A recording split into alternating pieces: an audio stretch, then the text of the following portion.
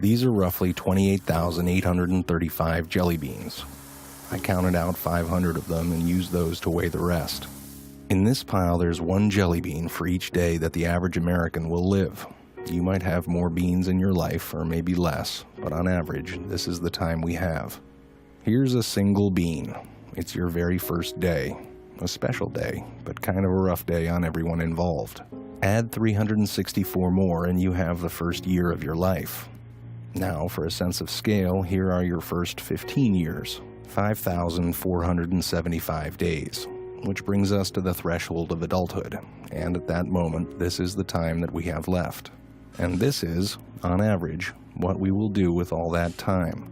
We will be asleep for a total of 8,477 days.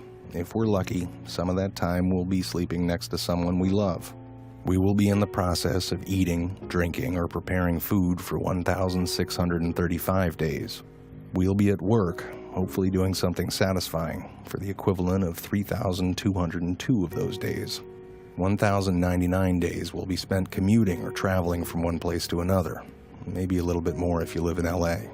On average, we will watch television in one form or another for a total of 2,676 days. Household activities, like chores and tending to our pets and shopping, will take another 1,576 days. And we will care for the needs and well-being of others, our friends and family, for 564 days.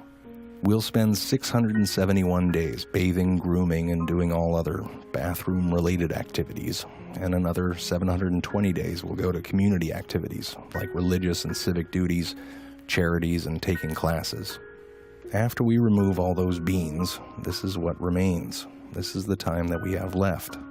Time for laughing, swimming, making art, going on hikes, text messages, reading, checking Facebook, playing softball, maybe even teaching yourself how to play the guitar. So what are you going to do with this time? How much of it do you think you've already used up? If you only had half of it, what would you do differently? What about half of that? How much time have you already spent worrying instead of doing something that you love? What if you just had one more day? What are you going to do today? I gave you that video just to kind of check out. It gives you perspective, and we're going to do an exercise in a moment, of what we got left. And so, do you guys have that form? Yeah, just hold on one second, just have it. So take one jelly bean out. Put that jelly bean in your hand. Don't eat it. Just look at it. Take it up. Okay. Everyone got it? That's your last day. See, part of today is getting you present that time is not forever. It is not forever. And that jelly bean represents the last day. We're all going to have a last day.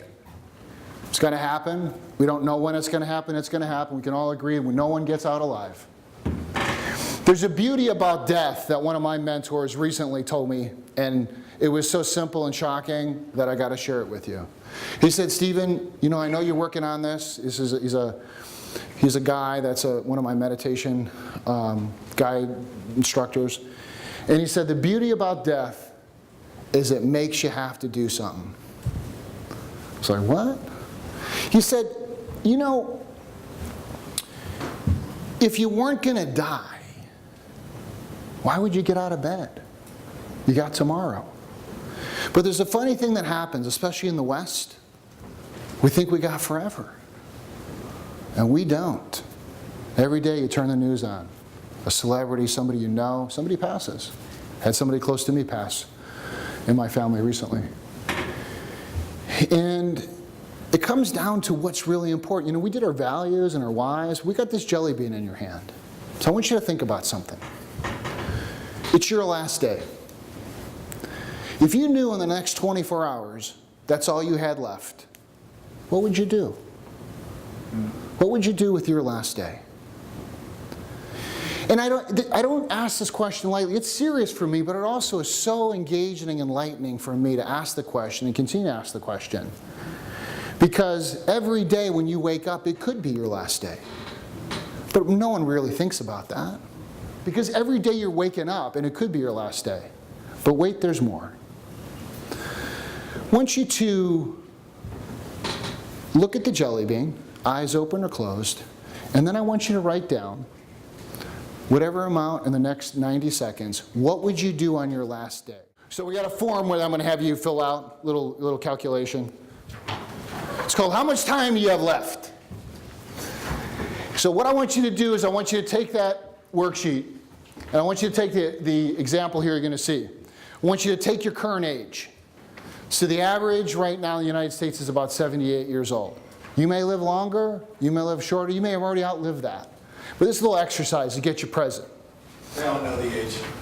So take 78 and minus your age from that, and you're going to get a number. Okay?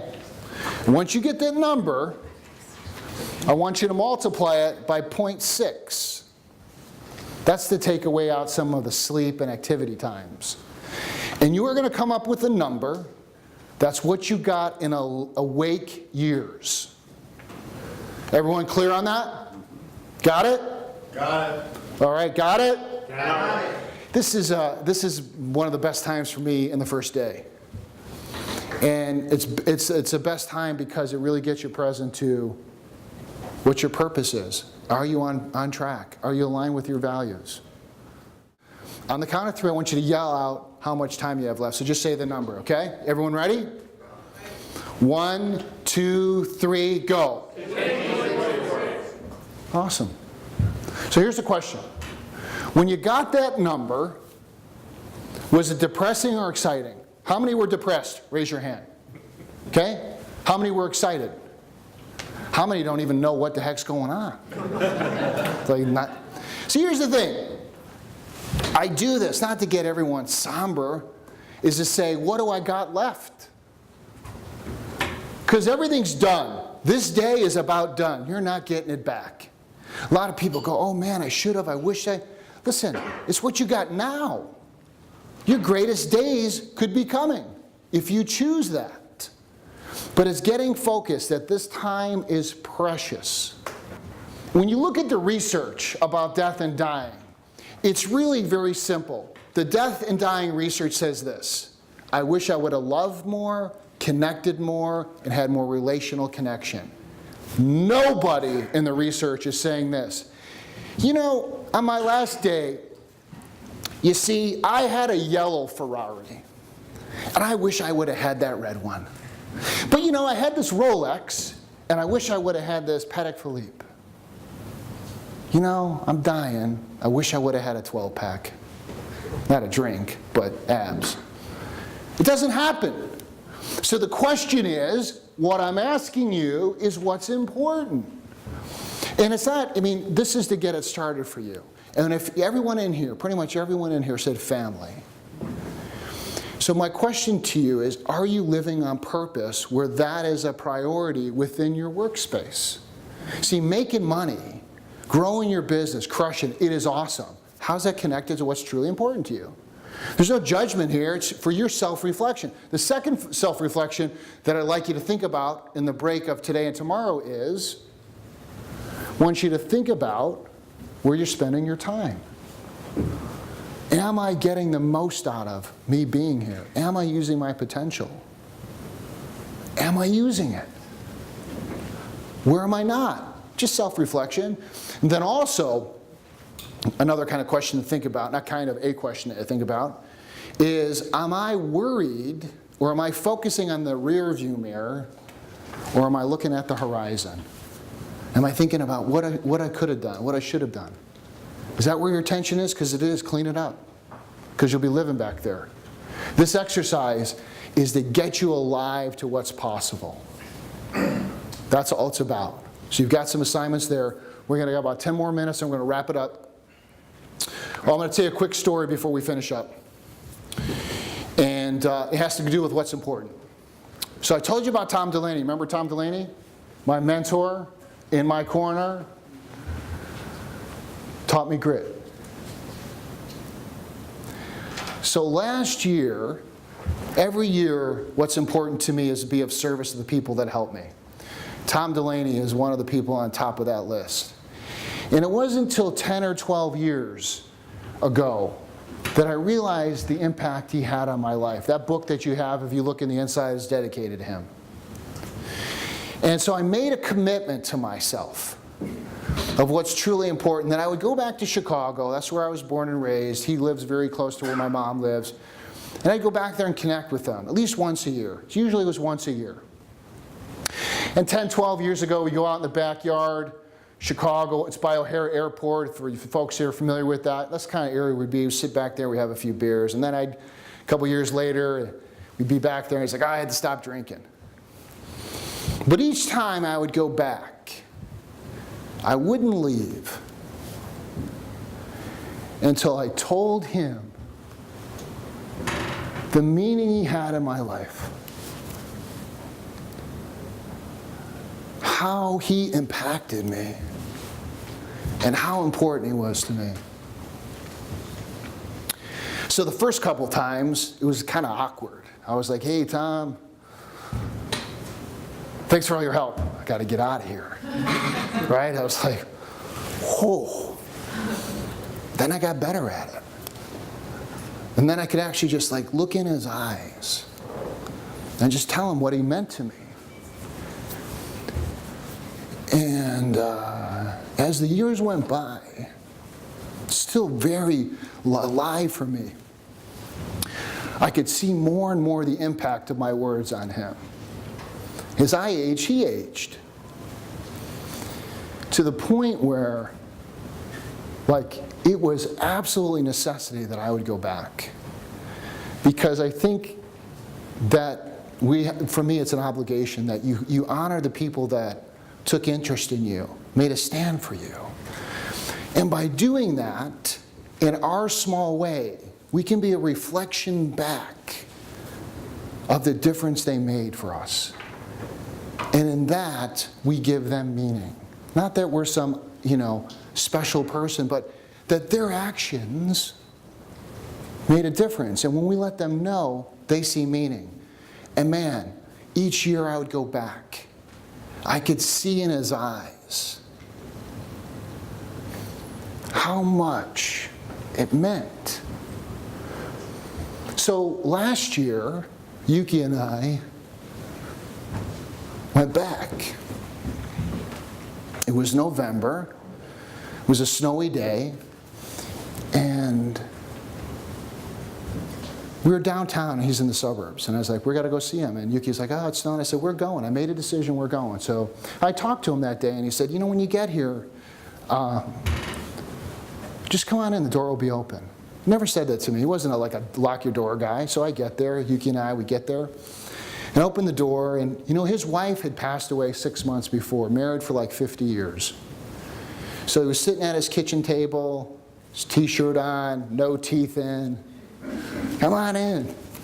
So me and Yuki get there, and he loved Yuki. He was a Greyhound bus driver. Yuki's a flight attendant, and they just connected on the world of travel and how he loved her.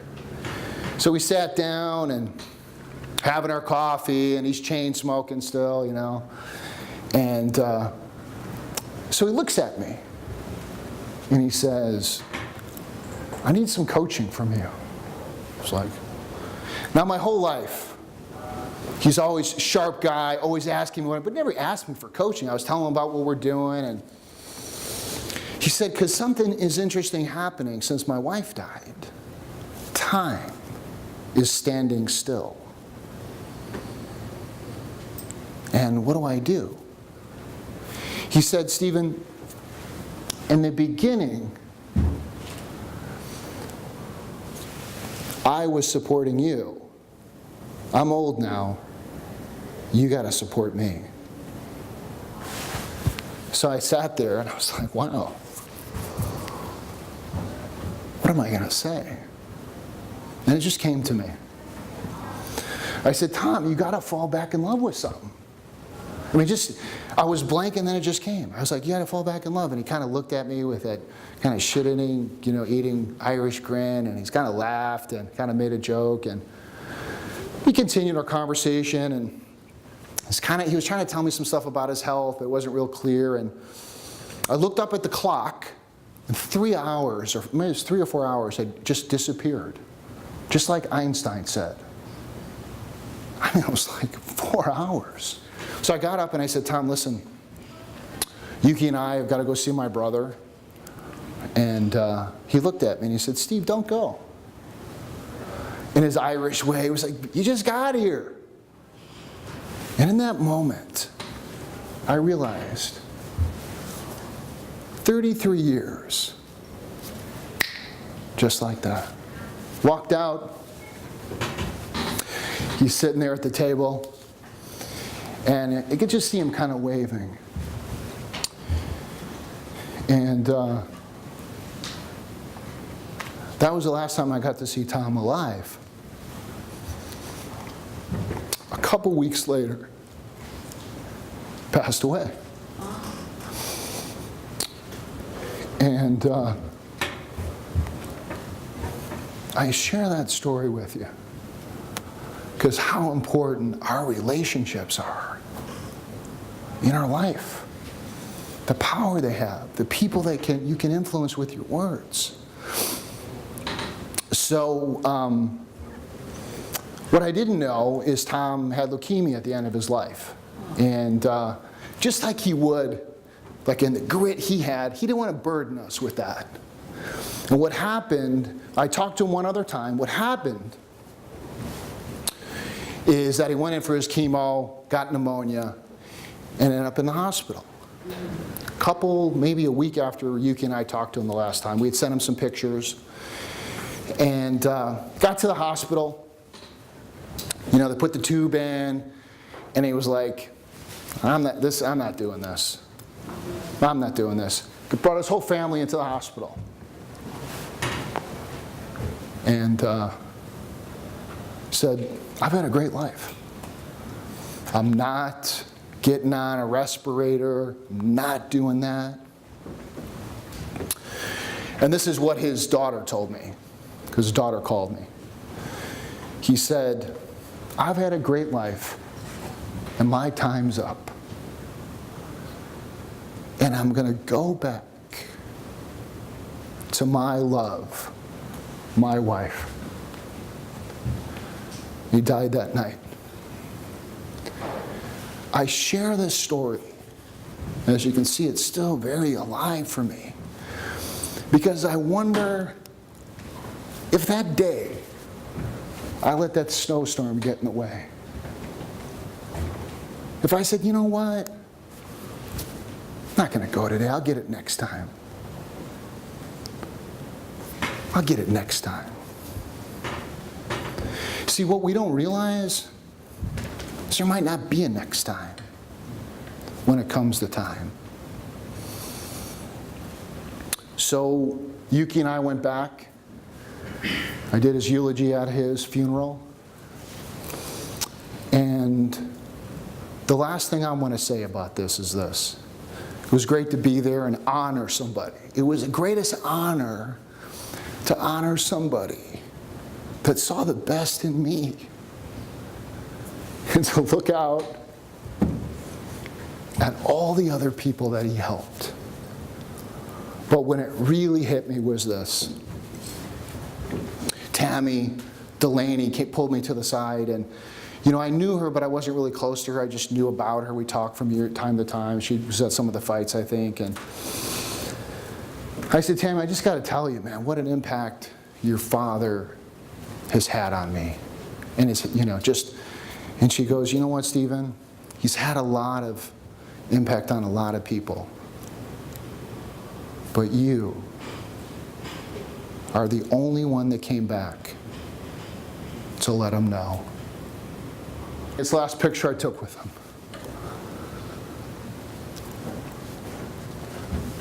That was that day. I got to tell you, I think I'd be forever burdened if I didn't go that day. Because that was a day of completion. I knew something was up. I didn't know what. So when you look at your last days, they're now. You don't know when it is.